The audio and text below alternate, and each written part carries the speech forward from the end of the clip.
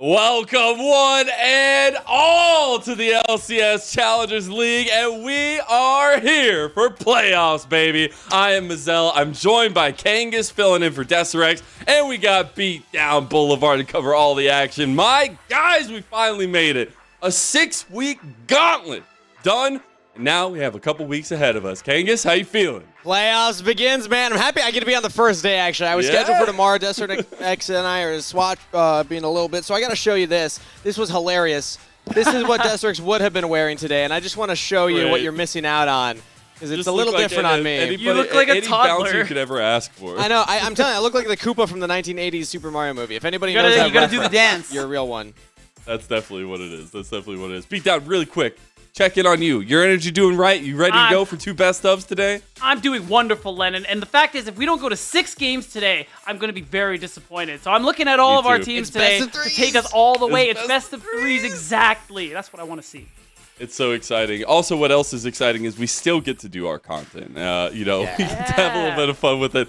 We had Cubby put together another NA talent update with some help from the team. So I definitely think we've had some fun with this one. I think we've set up some nice storylines. Let's go ahead and see what Cubby had in store for us today.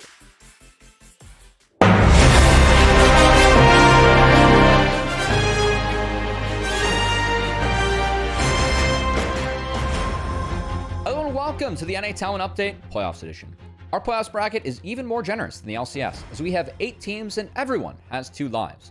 Unfortunately, Supernova and Team Fish Taco will not be joining us for playoffs as they were respectively digested and sent to another galaxy, but you will see them in the LCS Challengers promotion tournament at the end of the month. We got some friends helping us out today, starting off with Mad Magical, diving into OQs with the Big Booty of the Week. Ahoy there, mateys. We be back for another installment of Big Booty of the Week. This time, we be diving into the depths of the open qualifiers for some great plundering. And sometimes, when you be out on the high seas, an opportunity sails her way into your cannon sights. When that time comes, be like the Bucko JR and loot the coffers of your enemy. But you be wanting to know what is better than plundering the booty once. Do you really be wanting to know if we be feeling it? It be running a rig on them again. After all, no prey, no pay, and we pirates be getting paid by pieces of Baron and buying a round of grog for all me hearties as we sing a chanty of the great Sea Dog, JR. Did you know that you can watch the LCS Challengers League Finals live in the Riot Games studio on August 9th? Well, in case you didn't, we have the Rizzler to help you and that special someone find your way to the studio. Hey Challengers fans, it's the Rizzler here to let you in on an opportunity you won't want to miss. Have a date but don't know where to go? Well, you're in luck. As promised in spring, the LCS Challengers League Summer Finals are going to be live in person at the Riot Games Arena on August 9th. Show how passionate you can be by choosing to watch the LCS players of tomorrow live in person. And with tickets at only $10 a pop, you can have Riz and be economical. Thanks, Rizzler. See you there. Our Wi-Fi wizard Masu has been picking up the real wizards on the Rift. Gonna take a deeper look at Masu. We picked up Mazel. You're finally a wizard. A what? A wizard. Hey, I don't even know what's going on. Was just Masu walking up and This happened while that smoothie did happen. Speaking of friends, Robbie Bob did a good job of canceling. Even with the bomb, that's a Great movie. All right. Oh, see Spyrax go a little bit wide with that pop blossom, but it doesn't mean that FlyQuest don't want this fight. Tell me, that champion, even though he fell behind early, Faisal was still able to have that impact connection still strong at this point. they call him Masu, the Wi-Fi wizard. That's been it for the NA Talent Update Playoffs Edition. Thanks to all my friends who helped out with this week's NA Talent Update. And we'll see all of you on the Rift for Challengers League playoffs coming up. And until next week, may your week be filled with positive gaming experiences.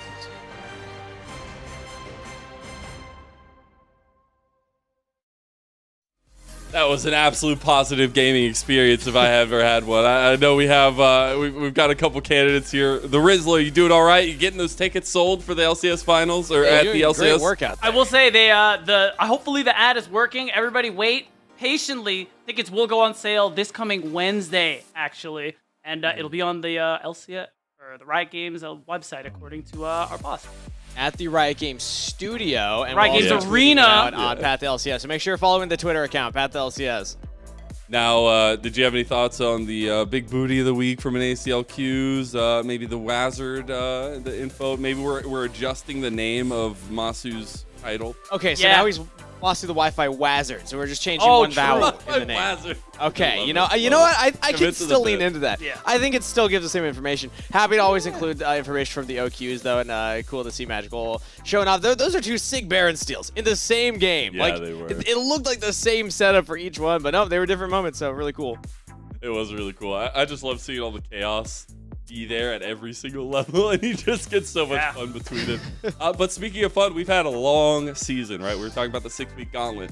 We also started something new this split that has been really, really cool, and it's our plays of the weeks that we've had our community voting on as well. And we're going to go ahead and run through all of the plays of the weeks that we've had so far through week 5 and go through the best of the moments here, Candace. So we're going to go through the first 5, then we'll have our actual play of the week for week 6, which just happened last week. But it's cool to see the community interacting with the actual broadcast in a way that we haven't done in the past. This is the community votes, right? I mean, we're putting out our top 4 on socials. This was the first one. This beat Quacker. That's the first one. Community's voting on it. And this one's insane. This was where Quacker, everyone was like, Quacker was robbed week 1. I was one of those people. And then they doubled down and they give it to him week 2. He was a 2-time finalist. Yeah. One-time champion. Actually, he may have gotten another one if I'm remembering correctly. But yeah, we've got some pretty hype plays throughout basically the entire split. Really happy, especially with Supernova no longer being with us, that we still kind of get to shout them out in a way with this. Oh, this one's legendary. Yeah, I was going to say, this one is literally down in the history books now. This is the penta. Might be, we can't hear it now, but if you hear the player comps, it's we so could much recreate better. it. Yeah. Okay, wait. Penta, this is where he said, Penta, please! Barry. No, that's not how it went. But it's a recreation, all right? But it was a big moment. It was something that was deserving of a play of the week. And I think this showcased a lot of the personality that we had behind Fear. And then we had this play. This was my personal vote. Tomio with the big brain flank and an early advantage for DSG. I gotta say, I really love when players use Flash a little more creatively like that to get into those unique positions that players aren't expected to do stuff. That one was probably the most creative one. This one, I still think might be one of the most impactful if we just talk about like how much it affected the game, because he literally saves the game here. Yeah. This might actually be my play of the year, no joke. It's really good. It also shows a lot of the heads-up play from Perry. We know he's a lot of times looking to lead from his position at jungle, and you see moments like that. It's like, I got to pick up the slack occasionally and try to find something through it. So it was really cool to see those kinds of moments. But speaking of moments that we want to see, we also have to take a look at our new potential plays of the week here for this last week as well. And I think we've had some really interesting ones. I think the last week has been incredibly chaotic for a lot of teams. We've had some incredible ones. We've also had some incredible stomps. So I think when we lean into this one, we're trying to find out the last play of the week here. The first and foremost one that we have to bring up is the Breezy play for AoE Gold. Let's go ahead and see how that one looked. Breezy is off on a flank angle. I don't think they know where he is. That is a deep angle, Breezy. Here he comes. Here comes the cow. I'm sorry, Sketch. You don't have flash. It was so big. And AoE, full area of effect, takes Supernova and begin to destroy. Really glad that Breezy gets shoutouts like these, because he's a player we've been trying to build up a lot this year. I mean, that's just one of several plays this guy's made for his team.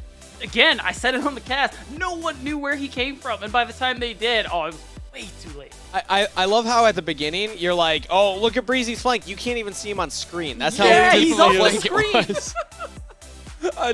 Desrex's voice of, that's a big flank. It's like, oh man, that's just the perfect setup for the whole thing. But we got to set up the next one as well, because Young, for Disguised, had himself a potential play of the week. Oh, Young was able to get out with a sliver of HP, and that's going to be valuable because he's actually TPing back in. This should be sussed out by EG, but Young could have a huge Emperor's Divide here. Oh, man, okay. Tomio just got eviscerated. Young, though, the hero for DSG. Double kill, getting at the triple inside the pit. He does. He gets Hey, all you need is a nice little Shurima shuffle, don't you guys? I mean, hey, especially when there's a bunch of people clumped up in a fish in a barrel type situation, Kangas. That's the highlight reel worthy type of play right there. When we talk about, I mean, play of the week, I feel like it goes different directions depending on what plays we have. Some are fun, some are creative, some are game saving. That one's just like, that is pixel perfect. Get everybody with the Azir ult, you teleport in, they're all low health, you just almost sweep the entire fight, stop the Baron really big. It was an incredible turnaround in that game, too. If you haven't watched it, that was a heckin' game to watch. But that means that those are potential candidates for Play of the Week, and you have to go vote. So make sure you're going to Twitter, @LCS, or in chat as well. Make sure you're right here your in favorite chat. play, That's where we do it. Young or breezy. Hey, Emily said you could also get on Twitter, okay? That's all I'm saying. We gotta do them on show Twitter. everyone all the avenues. We do the Twitter. There's like the poll. Yeah, the poll's on Twitch. The top 4 is on Twitter. It's fine. It's fine. poll Go as well. vote. Go vote. Anyways, go vote right now. Any way you do it, you can vote, and then you'll be able to see if your play is the one. Is it Young or is it Breezy? If you have another vote, I'm sorry, you're out of luck. We got Monster had 2 in there, and he didn't get into the top 2. He had some damn good plays, too. Anyways, let's go ahead and bring up the playoff bracket. We got to take a look ahead. We are in the NACL playoffs here for the first time this summer, and we do have our first 4 matches on the docket beatdown. Best of 3s across the board, double elimination. And I mean, the fact that we have that change in playoff format compared to spring, where not every team could make it through, that makes it that much more impactful, especially for teams who manage to squeeze their way in at the very last moment, like Maryville University. We're going to be seeing them today, of course. And I just overall, so many interesting storylines here. Another one that stands out to me right away is Evil Genius Challengers. They are our 7th seed. But if we want to talk about power ranking and how they turned things around after a few weeks of having Surdy on the roster, that is not a 7th seed team. So look out. Yeah, that's a dangerous 7th seed. And the bottom half of this bracket is threatening. You got FlyQuest, EGC, and Disguised. Yeah. So seeds 2 and 3 are legitimate, and EGC, it's kind of like a what-if type of scenario. What seed would they be in if they played the whole split as well as they have the last couple of weeks with 30 in? So, good luck to that lower bracket. That one's going to be pretty tough. I was talking to Spyrax, and they are definitely all eyes on this first matchup. I think double elim is nice and all, but when you know you're going against a team that could be one of the best in the playoffs, you got to be crossing your T's, dotting your I's. Speaking of crossing T's, dotting I's, we got some business to catch up on as well, though, by the way. Our player of the week and play of the week has been announced, and guess what? It was Young. Breezy, that big flank. So congratulations, Young, for play of the week for week number 6. And it was pretty impressive. You know, you get a nice Shurima shuffle, I feel like you deserve it. This has got to be like the dream for Azir players. You see everyone taking all this damage from your jungler, from the Baron, and I know he's salivating right now. He's like, oh my god, guys, I promise, this is so big. And guess He's just what? mad King didn't get grabbed. What's so beautiful is that it's, again, the impact of the play. They get wiped in the fight, then he has to back teleport in, his jungler dies, and he's like, well, I'm 1v5, let's just send it anyway. It's all and me. He still pulls it off. They went from that to literally push top lane, broke the inhib, backed, reset, went back top lane, won the game. It was actually incredible. Let's go ahead and look at our matches of the day, though, because we got some bangers. Now, we have our first versus 8 in our first matchup. It's best of 3. We'll see how Maryville can do. They did go 1-1 in their last series against Team Liquid Challengers. Right. But then we got El Clasico following it. We got Fear versus Wildcard, something we know very well from this split, but also last split in the playoffs. And 2 of our top teams, especially from last split being provincial teams, now just being mainstays in our rosters. But our roster mainstays for this first best of between Team Liquid and Maryville, you have to start with Maryville University. You have to start with a lot of the growth we've seen from this team. It's not just every piece, but it's how it's coming together, and a lot of it's led through Auto Orange here, Kangas. Yeah, Auto Orange is the engine for this team. We like to hype him up. We also like to give shout-outs to that bot lane who have been improving throughout the split. I've been very impressed specifically with Zyko. No, we were talking about this. His engages are on form, and he's going to need them up against this coming team because they are still the bottom seed here for a reason. They struggled in the second half of the split. That second round robin was not their friend, even though they were able to go into it feeling really good after a rough start. Kind of a bell curve of a performance chart for them. So we'll see what they're bringing into this best of 3. And then we got our heavy hitters, our top dogs, our would-be champions of the regular season. It is Team Liquid Honda Challengers, a team that knows of success, knows it very well. Their coaching staff behind them, Spawn, has been an incredible driving force, but this team has been firing on all cylinders, even with some of the lackluster performances we saw in the third, fourth half of the split. Beatdown, the team is still really, really good. And you look at Mir to be a lot of the driving force, just like Odd Orange on the other side. And this is no hot take to say that these are our easy favorites to win it all. Things could change, of course, but the fact that this is a team that was very new and recently put together at the beginning of the year, already had great performances. You're mixing and matching some pieces now that we have Harry coming down here, very capable in his own right as well. And I mean, like, this team has just been unreal, guys, with what they've been able to do even in these last couple of weeks with the change-ups, and they are a team to watch out for. They are the team to beat, no doubt. I mean, you're saying Harry's looking capable. I think Harry's looking incredible. Yeah, he's so far. stomping. I was being nice. It's kind of reminiscent of Cloud9 last split when they had the whole MNS versus Diplex swap. It's like, was it a downgrade? Was it an upgrade? Like, they're both doing great. I don't know, guys. I'm looking at some potential new hardware going over there for Team Liquid. I don't know. Bradley looks pretty darn good with 2 chains. But imagine if he had 3. Yeah. And imagine if Harry had a 3rd. Oh my God, the stars have aligned. Harry is back in the roster. Yes, it was disappointment for Bradley last split to not get 3 chains, but that is where you have to look at the monumental improvement from not only Bradley, but the way this team has functioned with the rebuild over last year off of back-to-back championships in 2022. That's right. To try to come in here yet again and have an opportunity at this 3rd chain, it would be something absolutely incredible for this team, Kangas. Yeah, we know he wants it. He's the one player that didn't get promoted to LCS after winning the back-to-backs. We know that Bradley's had a lot he's trying to prove in this year, and overall, I have been impressed with this play. Also, is that the new chains that we have? I haven't seen those new emblems. That was a picture on free use images Google that we could use for our medallions. I think that was the promo teaser for last split before they got robbed out. Gotcha. I was like, those look sick, but all right, we want. It's like the case and everything behind it. But I really want to see how 3 chains fit on their necks. So I think it'd be hilarious. I think we'll one see on if the they can do it, though. headband. One on the head. Let's go ahead and take a look at the standings now, though. At the end of the regular season, it was that lead horse in Team Liquid Challengers, heads it above everyone else. But my goodness, what a knockout, drag out into the split we had. Last second moments. And some fun little, I guess, last days at least. Sunday and Monday were really incredible there, Beatdown. They were, and they had some pretty exciting games. I know the legendary scrim game between TLC, AOE, and Game 2 of their series is something a lot of us remember. Is that legendary? It's in a way. In its own special way. Cool thing to note that I want to shout out here, TLC, the only team with single-digit game losses. That's right. Yeah. In a double round robin. Best of 2 season. That is very impressive.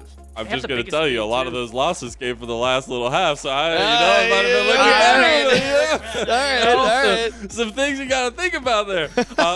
Let's go ahead and start thinking, though, about Team Liquid Challengers. They have been the best team in NACL. They have been one of the most methodical teams. And I know, Beatdown, you had some things you wanted to focus on, especially their macro. And this is just one example. Cubby actually put this one out on Twitter, and it's a sequence that I think is really worth highlighting and an example of how good this team is in the mid game. You see the bot lane and top lane go for this swap here, so you already have Bradley walking towards. King is recalling late, and look at the way they're trying to flush people out of the top side of the map. They actually delay Surdy's back twice, and ensuring that Bradley is able to pick up that bottom tier 1 turret off screen, forcing Ryoma to have to respond. And in doing this, they do 2 things. One, they're able to steal the Herald. They're actually able to go 2 for 1 in teleport trades, and they're just going to be able to walk away and continue generating gold. You're actually going to see pretty shortly that once people have spent gold, gotten back on the map, they're collecting waves. You're going to see the play onto King in the middle lane. And the thing really to talk about here and why this team is so oppressive to play against, especially from behind, is how good they are at this stage of the game. When this clip started, they were at even gold. And with everything they did, moving around the map, stealing the Herald, knocking down 3 turrets in 3 minutes, they've turned a nothing lead to 4,500. EGC were just chasing them around the map, not only able to respond and not actually act. Yeah, I love the incredible part. It's that time of the game, too, because when you see a 4.5k gold swing, usually you think, oh, that's a Baron take, right? That's a push. That's going to be a gold grab at the end of the game. This was like right in the middle, all right? This was a Herald play that gets them all of that. Very, very power impressive. of macro on display fully right there when you know the difference and you know where to go. I think decisiveness has been really good for Team Liquid. We've had some decisive moments for Maryville, the challenger on the other side. I feel like we have to be a little bit more introspective about the growth they've had over the split. This is a team that knows Team Liquid very well. First and foremost, their mid laner APA before he got promoted, but also they had some tough times against them to start the split off, Kangas. Yeah, they did drop their first Series 0-2, and this was the beginning of the split where we saw them having growing pains from playing on a different patch for CLOL. They were grinding against collegiate teams. Now they just immediately, after a couple of days after CLOL Championships, jump into LCS Challengers, and we saw that they were not ready. The team was not quite there, even though they had a couple of cool plays that we can highlight. Team Liquid were just kind of running circles around them in their first outing. So, rough start. But then things did turn around later in the split. I alluded to it earlier. They started to come online, and then their second series went much better. Yeah, they were able to actually turn around their second series into a 1-1 split, and it was tough fought, too. I think that's the beauty of it, the growth we've seen from Maryville. We know that they can play as a team, and you have to be able to play as a team to beat them, but it's about them trying to find leads and finish those out, beat down. It is, and it's tough too because they struggle with that specifically on the side of Maryville. I mean, it's no secret that they had a tough run in the last 2 weeks of the regular split, just barely eking into that top 8 spot, making it into playoffs. But these kinds of moments where they're able to overcome Team Liquid Challengers, they're able to overcome FlyQuest Challengers, 2-0ing them in earlier weeks, shows the highs that this team is capable of, and kind of shows that when they get to fight, when they get to play their style and start off generating these early game leads, it is hard for even teams like TLC to catch up to them. It is indeed. I think you get to see some of that growth, though, but now it's a tall task, right? Yes, it is double elim, but it's important to try to get some ground in this best of 3. Now, I will say welcome to all of our LEC viewers. Thank you all for joining us. We're about to head straight into games, so I'm going to leave it to Kangas and Beatdown to set you up with the narrative, and we're going to go ahead and get into it. Thank you, Mazel. Beatdown. We're getting ready for game 1 of the first best of 3 of the summer split. That's right, our regular season is all best of 2s. Now we finally get to see who would win if they split the series. Welcome everybody who's joining us from Europe. Thanks for coming on and helping support the players. And Beatdown, let's set the stakes here. Team Liquid 1st seed, Maryville 8th seed. Team Liquid are coming in as heavy favorites here in the Challengers League, and they do have a lot of players that are still making that push, making that argument late in the summer split. They want to make that push to the LCS. Absolutely. I mean, you saw Spawn, their coach, actually tweet out on Twitter sometime last week after the regular season had concluded, saying that, you know, we've got 5 LCS players and a coach, just saying showing the confidence that he has in these players. And we've talked to him saying how it's very important to that culture that they're trying to develop LCS talent. And you gotta be, I'm gonna be real, you look at these players, a lot of them could make that jump next split. They're definitely capable. I mean, I want to give a quick shout out to Kim Down especially. He was one of our most improved players. I'm talking top 2 in the spring split, and he just continues to develop, making that argument for himself about moving to the next level. Also coming from collegiate, so shout out to the collegiate players developing through there. Maryville, the first collegiate squad to make it into the Challengers League, qualify for it proper. And Kim Down coming in from UCI. There was a lot of doubt about him joining back in spring, but he has been silencing those doubters with his improvement over the year. Team Liquid Challengers banding away the signature Niles Pantheon. That is a pocket pick, along with the Kaisa and the Rumble. Maryville taking away the Tristana, Aphelios, and Zaya. Important to note, this is a new patch beatdown. So, are we expecting any big pivots, any big shifts in priority for Pickban? Probably not this early on. We're going to be at 13-14 for the remainder of playoffs, and it's worth noting there are some nerfs to some key champions like Rel, for example, but looking at the numbers, I'm not really convinced that they're very impactful. I have a feeling her priority is not going to shift even slightly. I know she was picked there on R1, but I mean, she's still an incredible engaged champion, honestly the best engaged champion in the game at the moment, and I really don't think it's very close with the updated kit that she has. And it's going to be a really nice setup there for Zyko, who we highlighted being a player to find these great angles that Maryville need to win fights. Zyko is incredible at the engages. He's oftentimes the one. It's either Odd Orange and Niles kind of doing their own 2v2 somewhere on the map, or it's Zyko when it comes time for the team fights to actually find that angle, find that engage. Great to have a support that can play the meta, which is right now a lot of engage supports. But TLC answering with a lot of range. They go with the Jace plus Ziggs combo. Yeah, and you're going to see the Silas come through. I mean, you want the melee solo laners with the Sejuani. You already have a good ult to steal with the Nature's Grasp as well. So I like the angle there from Get Back. It's just really fitting with this identity of this comp that's trying to go all in. It's worth noting, too, Maryville, during that first rotation ban, they banned 380 carries from Arrow. A lot of focus on that bottom side. For such an experienced player like Arrow, I mean, he still has things like the Varus, the Draven, and things like that. He can play the Ziggs and the Trist. So I'm curious to see how deep he is going to go when we get into that second rotation. Yeah, let's see what MU shows on their next pick here. I want to see a bot laner locked in, but TLC technically have some flexibility. I mean, you could put the Jace top or mid. You could put the Ziggs mid or bot. We've been seeing mostly in Challengers League, the Ziggs played more in the bot lane than in the mid lane. So I'm expecting that it would be Arrow on the Ziggs and Harry on the Jace, but we'll see what they end up going for. Could pivot depending on what MU ban away and what MU decide to pick for themselves so far. And the Cassante ban has been the Olaf ban answered by TLC. Yeah, and it's going to be interesting to see what TLC look to take away as well. When we talk about what Scary Jerry has played, Xayah and Kai'Sa have been his two biggest champions. They're not available at the moment here. So we could see something new from him. The Varus that he's played a lot of is still available, especially with the front-to-back comp they have. That DPS source is basically the only thing that's missing there. So I'm expecting them to go for something like that on 4, or they secure the Ornn, because that's been a big pick for Niles recently. It was huge in their 2-0 stomp over Team Fish Tacos to earn them their 8th place spot here in playoffs. So there's a couple of options there. The Renekton ban definitely makes me think it's a tank angle for Niles. That would be a lot of tanks. Then you got the Rel, you got the Sejuani. If you throw Ornn on top, I mean, that's why they banned the Jinx. That's going to be really tough for a Jace and a Ziggs to actually get through. When I think of these champions, I think more about, get big poke onto, maybe shorter range carries, things like the Silas feels great into tanks that are stacking a bunch of health, stacking a bunch of resistances, maybe not as much. You were talking and highlighting the Varus. It is locked in for MU. Yeah, and there it is. It gets you that DPS threat that they were kind of lacking. Late game, as long as they can protect Niles, it's going to be really hard to poke out these tanks. Like, you are already alluding to it. Like, Silas is going to be building HP. I don't need to tell you all about Rel and Sejuani and how tanky they're going to be. And the question is just, what's Niles going for on the top side? I was talking about the Ornn, but since they're saving it to the last pick, they might be looking for a Gnar angle as well. One of his most played champions. I mean, it's something that he can side lane with really well, and I'm sure something he is thinking about picking here.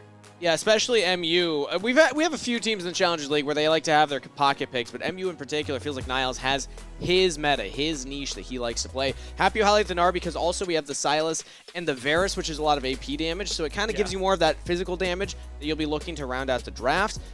Played into a Jax, locked in for Bradley. So a blind pick carry top laner for TLC. We talked about Bradley 2 Chains trying to step up and pop off here, show that he's got what it takes. Aatrox did get buffed, but I don't know if they're going to lock it in. That would have been fun. That would have been hype. Yeah. The Q changes are looking pretty juicy. I'm excited to see if anybody pulls them out. Yeah, I mean, Sterix was also buffed. It was already a great item, keep in mind. Okay, it is going to be the Aatrox. So, I mean, another melee champion there for the Sedge. You talked about the buffs already coming through, Kangas. It is to the bonus AD ratios, so he does need... The buffs start at 100 AD, if I'm remembering correctly. But, I mean, I've seen rumblings of different build paths and things like that. The Even Shroud for the Mythic is a very interesting one since you have a lot of CC in your kit. There's the Trinity Force into Sterix, which Sterix just got buffed. A reminder that we could also see Niles go. The point is, you got a lot of people building HP here, and I'm looking over at TLC side. They have a lot of poke. They have some all-in, but they're going to be in a really tough spot if we get to the late game, and we're on even gold here from between both of these teams. So TLC getting early leads and snowballing them into the wins is something they do better than anyone else in Challengers League, and this is the game to make it happen. Otherwise, we could see MU start with a 1-0. I mean, we did just show in the pre-show that 3-minute clip sped up showing them get a 4,500 gold lead in like 15 minutes because of the macro, because of how they played the map and snowballing what was just a simple lead into a much bigger lead. Team Liquid on to Challengers. Here we go. Take to the Rift against Maryville University in our first round of the summer playoffs. You talk about that clip that we went over during the pregame Kangas, and that's what we're going to need to see here. You have Ziggs, fantastic at sieging, demolishing turrets, as we all know, and something I'm looking for. I'm looking at TLC to take full advantage of here in this early to mid game there. That first brick, getting that first Herald is going to be crucial for this squad. All right, I want to take some time to go over, because it's been a while since I've seen an Aatrox played in game, and I don't expect a big invade. As I say it though, MUR actually You lied to me. walking together to drop a ward down. I mean, this is pretty common. Get the ward down, you can track the vision. They're not going to fully commit to the invade. So I want to talk about that change to the Aatrox. The Q base damage is a little bit nerfed, but it is the ratio that you get for AD. And now, like you said, goes up to 100% AD ratio at max rank, and really starts to pay off as like a buff to the Q once you have 100 physical damage, 100 AD built. So I'm gonna guess that's more of like a 1 item, 1.5 item kind of power spike. Maybe not as powerful in lane, but we factor that into Jax, who recently was nerfed on this patch. His E cooldown was increased. So I mean, maybe this is Niall saying he's still gonna play for the lane. We'll see how it plays out. His bot lane is playing for the lane, poking each other early on, and Kim Down is taking the worst end of that. Yeah, when we talk about playing for the lane topside too, I mean, Niles has this Aatrox pick that's going to spike really hard at level 6 when you have that World Ender. Could be big for the Rift Herald fight that I was also alluding to. So I'm interested to see how that one is going to play out, since it's been a while since we've seen Aatrox. The last time I saw it was actually in spring when Darkwings, the mid laner, played it. I don't even remember that. I was on that game, and I was like, that's whoa, beautiful. that is interesting. It has not been a common pick for a while, but I am excited when it is in the meta. It has a lot of skill expression for top laners to play, and it is a signal that maybe we don't just get a handshake weak side for top laners, as Niall shows what you can do with the trading pattern, and heavily punishes Bradley. Now, that is a long cooldown, so we won't be able to do that for quite a while, and Bradley is still getting the better of the CS department, trying to shove him in. We're seeing where the junglers are pathing, because we actually do see one pathing topside. Mir is heading up there right now as he's here at his bottom camps, whereas Odd Orange will not be there to back up Niles.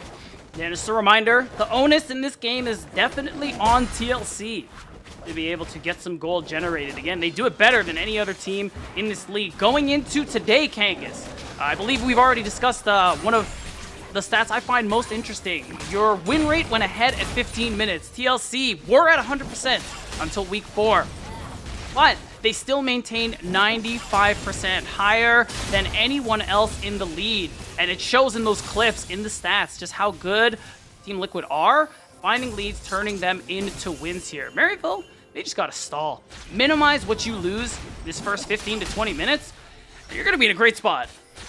See how they intend to do that. And I actually remember, I mean, you're talking about the win rate at 15 minutes with a gold lead. Yeah. I remember us also talking about MU having the lowest in the league. So yeah, it's still stylistic mismatch here. But we'll get back to that later here. Harry's getting ganked. The back jumps in, misses the initial chains, but he's still doing a lot of damage. Flash follow from Odd Orange. They're right on top of Harry. Stunned up, taken down. Mir keeps him alive for just long enough to get first blood. Traded 1-for-1, and Mir flashes out of there. I really like the turn there from Harry. He dies no matter what, but now he ensures that he goes 1-for-1, gets more gold because of the first blood, and he just gets the TP back, not only with the tier, but 2 longswords. So this lane, it's only getting easier for a champion like Jace, who already has that advantage over Silas. Ooh, and Niles has a big wave here. Bradley cannot fight him back there. Has to retreat. Comes back to his wave. So it's the mid lane. Yeah, I agree with you. Harry's turn was, not everybody goes for that. Some people will still just try and run away and die anyway, but let's get another look at it to see just how impressive this was. Yeah, I will say, I think he needed to flash immediately. Should have expected the Q flash from Odd Orange, but the decision here to go back in with the melee form Q and secure that first blood was a big deal. It cost Mir his flash, but I mean, ultimately, given the position Harry was in, that's the best you could have gone for, and not something a lot of mids in this league would do. Still turns around the play, gets that first blood, so even has a little bit more gold from Getback, who did not get a kill credit. It was Odd Orange that picked that up, so at the end of the day, Harry actually has an advantage in this mid lane. We see the items purchased, gets that early tier, double longswords. Getback with that first pack only has Amplifying Tome. So not packing as much stats proportionally. And that means that you're going to have to play very respectfully as Get Back going forward. Right, in top lane, I mean, Bradley going to have to be playing respectfully as well. We're seeing the advantage that Niles continues to have. The Counter-Strike not only nerfed, but also not as useful on spell-based champions like the Aatrox, because it doesn't block that Darkened Blade, Kangas, as I'm sure you know. And we're just seeing example after example of Niles getting that kind of lead. So Maryville going 1-for-1 so far, looking like they want to contest the Drake, but they have to back off. Still in a pretty decent spot for the Herald fight that I was alluding to in 2 minutes time. For now, though, you're just seeing supports move around the map, see what they can find. Nautilus, Rel, these are 2 champions I expect to see in many places, not just bot lane. Very efficient use of the vision cone there. Him down spotting out MU support and jungler pushes them off of the dragon. They didn't know where Mir was, so they thought maybe they would get contested. But Mir's actually on the top half of the map right now, so not going to go for anything there. This wave state's pretty rough for Bradley, I must say. Yeah. Niles has done a decent job of just keeping it on his side, so Mir shouldn't get much done up here. And there's also wards placed down to protect Get Back in the mid lane. They're trying their best to track Mir. Don't expect him to get a lot done right now, but as I say that, Odd Orange and him will actually spar a little bit here in the jungle. A nice snipe from Harry. Means that Mir heavily wins out on that trade. He can actually look to invade now. Yeah, you feel good about these chances because Bradley still has a wave that he's trying to get in top, so Niles is still technically kind of pushed in, and mid is an overwhelming advantage for TL. So Mir, especially being level 6 over Odd Orange, this is well within his rights, but Niles, he's not liking that. He is spotted out on the ward, which was really nicely placed there from Bradley just to make sure they don't get caught. And now, though, because they actually shared these camps, they have a move. Oh, Team Liquid are actually going deeper here. Kim Down rotates all the way up as the Nautilus. They push out Odd Orange. They get flash out of Niles. No kills taken, but that's a secured red buff. They really need to take these Raptors. They need these because you can deny level 6 from Odd Orange, but they want the skill instead. Harry's actually jumping out to Get Back. Arrows rotated up as well. They get the kill on the Silas, making a double. 2 for 0, Team Liquid. Yeah, I saw the pings onto the Raptors. I thought they were going to steal that, deny the level 6, but the opportunity on Get Back was too good. They take that. They get more gold onto Harry in terms of plates and, of course, assist gold. And now, Team Liquid, they've got that early game lead we were talking about. We're going to see that start to come through, as they should have that advantage now over the Rift Herald that has spawned right at this moment.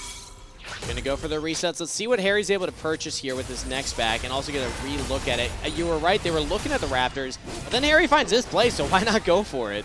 I mean, it's props to Arrow, too, for looking for the angle to come mid, can use that Mega Inferno Bomb to join in the damage dealing from a distance, and is able to get that value with the Satchel once he gets there. Really nice look coming through. Remember, they tried to ban out Arrow in that first rotation. 380 carries targeted at him, and he is still finding value for this team. And it's crazy that Arrow was even able to get there, because it looked like, all right, supports are on the roam, we're going to skirmish for this Herald, but the 80 carries will stay bot lane. But the fact that Arrow was able to shove a wave in and then has the thought to group up with the team gives them that play as well. The Ziggs damage was important there. Now MU control the access in the river towards the Herald. Thought about starting it up, but they do not commit to the play, as Team Liquid can answer, and they have pushed in mid-wave. So now it's just the Herald dance. Team Liquid will start to establish their own control here. I mean, it is the Herald dance, but it's definitely to Team Liquid's tune. They are the ones who absolutely have the right to this. Bradley is shoved in that wave as well. There's vision, so you know where everyone from Maryville is. So now, unless Maryville go for some crazy steal over the wall, it's not going to happen. And it isn't going to happen, because realistically, it isn't worth the risk. As Maryville's comp, you scale really well. Late game is your friend, as long as you don't give away too much gold. So going for a risky play like that is not ideal. I respect the restraint from MU. Now, you were highlighting that earlier. They need to play patient. And I would say that getting some more gold on the Scary Jerry feels good in that regard. They have people around the Herald, but not too many to overcommit to the play. Scary Jerry cashes in with 2 plates. Now maybe they go for a play out of Bradley. Zyko and Odd Orange are linking up. The mounted companions here. We gotta come up with a nickname for that. Sejuani Rel. Has anyone done that yet? I haven't heard that. No, I don't think so. Mounted companions, that's not bad. There's something there. There's a better one, but there's something there. Either way, they're gonna push out Team Liquid from the river as well, but No play to be had yet. You see the reset from Scary Jerry. Does not have the completed item yet. I was hoping to see either a Duskblade or an Eclipse, Youmuu's, whatever he's going to go for here, completed. Does not have that. But instead, needed to get it off of the next bag. Oh, I bet you want this, Harry. Wow, he's just going in on a get back. Sees the Oh, angle, Harry. but Zyko's here. Odd Orange is here. Harry does have the flash. He's going to need to use it, and he does it again. So that's going to be a kill picked up for Maryville. Get back cashing in. Much needed gold, especially with how delayed Get Back is on building towards that Rod of Ages. It's tough. Harry again holding on to the flash a little too long, but overall you can see the gold standings. Harry, Mir, Arrow, all at the top of the charts, amounting to this lead that TLC are working with. And they have more in the back pocket there with the Eye of the Herald in Mir's inventory. So that's another thing to keep an eye out on, especially if they're able to set up a dive onto somebody like Scary Jerry, because he's really that late game damage carry for the side of Maryville. And if you can set him behind, make it harder for him to output any real damage in that mid to late game, you can significantly stifle what Maryville are going for.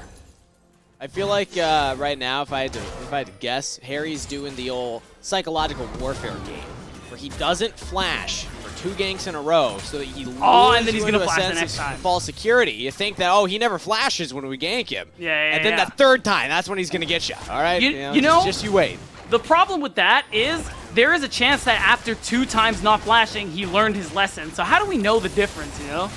It's true. Yeah. Was it intentional or was it a harsh lesson to be learned? Either way, Team Liquid are on the dragon. Speaking of harsh Odd lessons. Orange, keeping him away from the pit.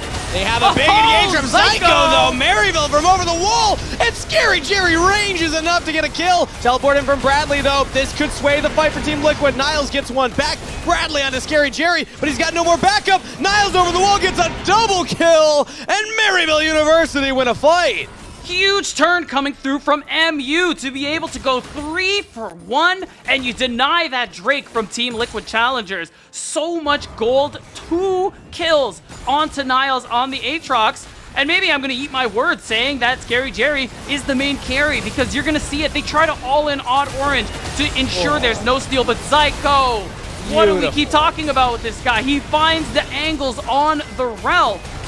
And it just gets easy from that point for so much damage to come through from Scary Jerry. He doesn't even die in the end here, but Niles and Zyko, the ones who really showed up that fight. Yeah, Jax is not at the state of the game where jumping on an 80 carry instantly deletes them. True. He doesn't even have a completed item. If that's Divine Sunderer, maybe you can make something happen there, but look at the damage dealt. He just did not do enough. Jeez. Scary Jerry, meanwhile. Never mind. Whew. Never mind, it's Scary Jerry, guys. He's the guy. So if Maryville, that's target number 1 in these team fights. God damn. Niles playing Assassin Aatrox. He's like, I get the last hits, okay? Yeah. I get the kill credits. Exactly. And I mean, hey, that's where the gold is, so respect to that. As we see TLC, they use the Herald, they use the Satchel Charge. So first brick is going to get them right back in that gold lead when we talk about aggregate gold. But that last fight is the perfect example of what Maryville are looking for in terms of team fights and these situations. Zyko to set it up, make space for Scary Jerry to output this insane damage. And they have these fights in the bag. That's something TLC, I'm sure, are talking about right now, being like, okay, we need to better track Rel in these next couple of fights. I will say, though, I think we're seeing some of the difference in how these teams approach the game. When we talked about Team Liquid Challengers' macro game, this is what we mean. Even when they lose a fight, they get the Dragon. MU, after winning that fight, they had 1 extra member up on the map. Lower health bars, they all go for resets. They don't maintain their vision control around the objective. Team Liquid say, all right, well, we died. We didn't lose anything. They didn't, like, take a turret. They didn't take the Dragon. Let's just respawn and go get the Dragon, right? Yeah. So Team Liquid Honda Challengers are actually still in a very comfortable position despite MU winning that fight. Right, and the way Maryville beat TLC last time was through scrapping it out like this, but making sure that they weren't, TL weren't able to do exactly what you were talking about just now. Get these overwhelming leads and fights, turn them into structures, turn them into objectives, because fighting is the thing that Maryville love to do the most. That was we've seen here in Challengers League Summer, and of course if you watch them over in CLOL. So the fact that TLC are still able to maintain this gold lead has actually gone up since the first gold lead before that fight happened, shows the kind of thing you're dealing with as not just MU, but any team in the league, and how difficult, how oppressive it is to overcome Team Liquid Challengers when they are ahead of you. I'm seeing the Cubby tweet right now. Look at this 5-minute sped up segment of Team Liquid Challengers. They lose a fight, they get the dragon. Bradley gets ganked on, but he's gonna turn it around because Mir is here. Okay, never mind. They're not actually gonna go for the big play. It's just set up around the Herald instead. Regardless though, with Arrow coming up and Harry having teleport, I don't think MU can actually look to contest this. They could have get back teleport in as well, but Team Liquid have a better setup around the objective for now. Yeah, and Maryville, they're looking like they're going to respect that. The vision shows that they are looking for something, but again, the vision game from TLC has been so good all game long. It's been very difficult for MU to actually catch TLC by surprise. It's only happened once this entire game so far in these 16 minutes, Kangas. So it's another objective. All 3 so far in this game going into TLC's hands. They have another opportunity to siege, maybe fight. Okay, Team Liquid want this. I suppose we're just going for it. Teleport flank coming in. MU have one of their own, but they're already losing the fight before Niles can get there.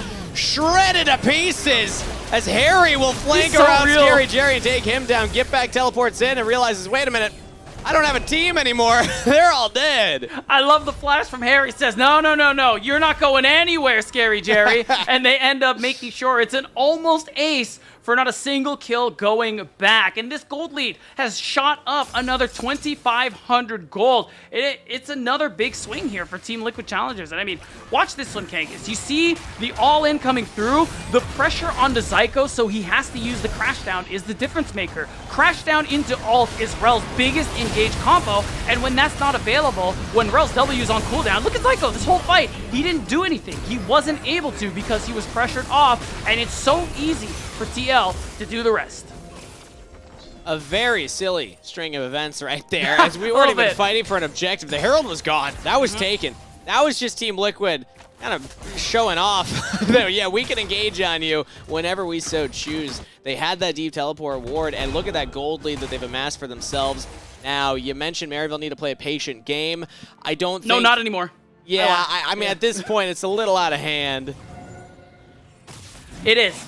You're in a really tough spot now as Maryville. When you have a comp that scales really well, that's all well and good, Kangas. But when you're down 5,000 gold, you know, gold is really the great equalizer in a lot of ways. Things that aren't supposed to happen, looking at drafts on paper, happen, and this is going to be another one of those examples if Maryville aren't able to make the comeback. We've seen examples of them doing it before, but that usually requires teams to overextend a little bit, and with all the praise we've thrown Team Liquid's way, the likelihood of that happening is rather small, but still, that is the only hope Maryville have. Play to the side lane for Niles. This Aatrox, who's 2-1 at the moment, maintaining a lead over Bradley, and just group up into little balls of death and hope you can catch somebody out of position, pick up some shutdown gold. Why did Get not hit that turret? I don't know. I feel like you can take that. Dragon. No, he needs to back for Dragon. He needs to back for Dragon, yeah. I know there's a timer. I still feel like there's a window to take that. Either way, we'll see if Maryville's able to turn this one around. To get back onto the map, they are going to contest this Dragon, so we will have another team fight. A lot of ultimates were used last time around, but they're all off cooldown now. And there's engage. Mir has to flash away, gets back to safety. They have all the damage coming in from the backline that is unthreatened, but now Niles has joined in. Maybe he can get on top of them. Wow. He gets onto Harry. Arrow still alive, but Niles kind of popping off right now. Bradley, though, with a double kill. Wow. And Arrow picks up one for himself. Scary Jerry's got no more defense, and he's cleared from the fight to Team Liquid. They take this Dragon fight. I gotta give props to Mir for how he played that fight, and you're gonna see the Herald charge into the tier 2. The fact that Mir was able to avoid some pretty big points of CC or damage from the side of Maryville is what made this fight work so overwhelmingly in favor of Team Liquid Challengers, so that now they get themselves another Dragon. They have the soul to play for, even though it is the Chemtech soul. And now watch Mir. He's gonna flash the crash down into the Magnet Storm from Zyko, and he just continues to make space with his ult, with his CC tools. And I mean, at this point, the fight is just so over here. Even now, you're gonna watch Mir at the end. Uses that Twisted Advance to dodge the Q coming through here from the Varus. It just makes sure that Scary Jerry is able to trade nothing for the fact that his team fell to pieces.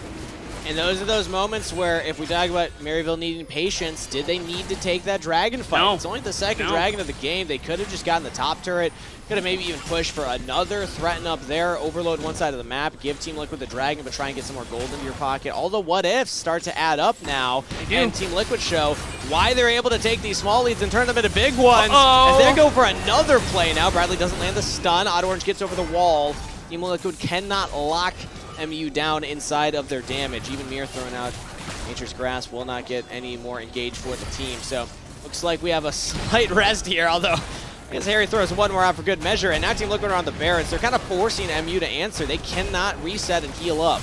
Yeah, I mean, they're low health bars here. Odd Orange especially, the long damage, the long distance poke they have means that you can start throwing shock blasts over the wall. You can throw those Ziggs bouncing bombs if they start to approach. And again, the vision, they have so much information. You're not scared of losing this Baron.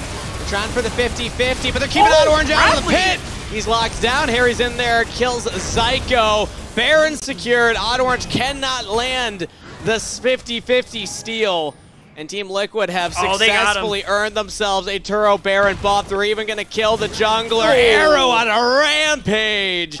Team Liquid Honda Challengers showing you how it's done. And Niles, who never TP'd here, is trying to threaten this tier 2 turret. He's very strong in the 1v1 against Bradley, who is basically an item up on him as well. But it's only in the side lane, Kangas. It's only in the 1v1. TLC, they reign supreme in that 5v5, and it all starts with how well they were able to flush Maryville out of their own side of the map. This is what I'm talking about when I say words like oppression when you're facing TLC from behind. They know exactly how to set up for these objectives. They know exactly how to pressure you so that you're not confident about actually trying to walk up and setting you up for these lose-lose scenarios. Okay, imagine this. I have a proposition for you, Kangas.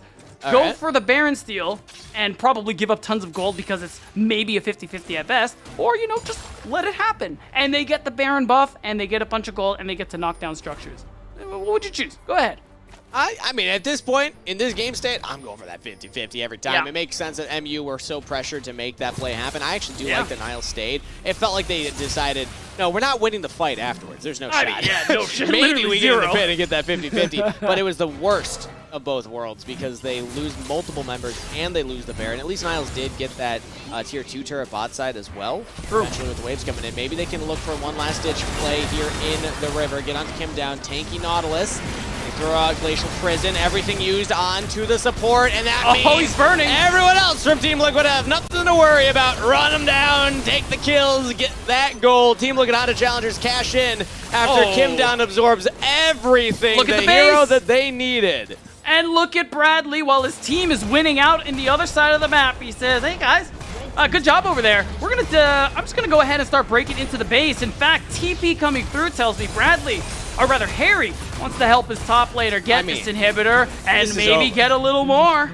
It's just Scary Jerry and Zyko left, but they have another teleport coming in. Team Liquid Honda Challengers want to end it. Oh, wait a minute. Oh! Okay, Bradley, that was an oopsie. I think it won't matter too much as the rest of the team is here to push in on the next Nexus turret. Zyko does jump in, though. They might be able to kill Mir. He heals back up. Maryville have respawned. It's looking dicey for TL to actually close it. Niles gets the kill, and Team Liquid Honda Challengers right at the finish line. Might have thrown it just slightly. Teleport's coming in now. Flash forward from Harry. Does get the kill. Can they play it? It's 3v3. Harry's hitting the Nexus. Scary Jerry has to walk up. He's going to get taken down, and Team Liquid Honda Challengers do it. Triple to Harry, and they'll take the game. He actually got the Quadra, killing Scary Jerry at the end there as well, just before the Nexus exploded, and wow. That's our first seed, everybody. Yeah, that was another example of taking little incremental leads and turning them into much bigger leads. Team Liquid Honda Challengers are the best team at doing that in this league, and I think this was a great case study as to why. Yeah, I would say so. I mean, from start to finish, they knew exactly what they needed to do against Maryville, and they showed a clear understanding of Maryville's only ways to get back into the game. I really liked, before that end game play happened, the fact that they were hovering Bradley on the top side, recognizing Niles is their only strong member, trying to make a play for him, like I said in the earlier minutes of the game, but Kangas, they were ready for it. They were ready for it. We'll see if Maryville's ready to bounce back in game number 2. It is a best-of-3 series this time around, and last time in the regular season these two teams met, Maryville did take game number 2. We'll see what they have cooking as we send it to a short break before we bring Mazel back for our Rally Car halftime show right after this. The LCS Challengers League is brought to you by Turo, the world's largest car-sharing marketplace. Find your drive.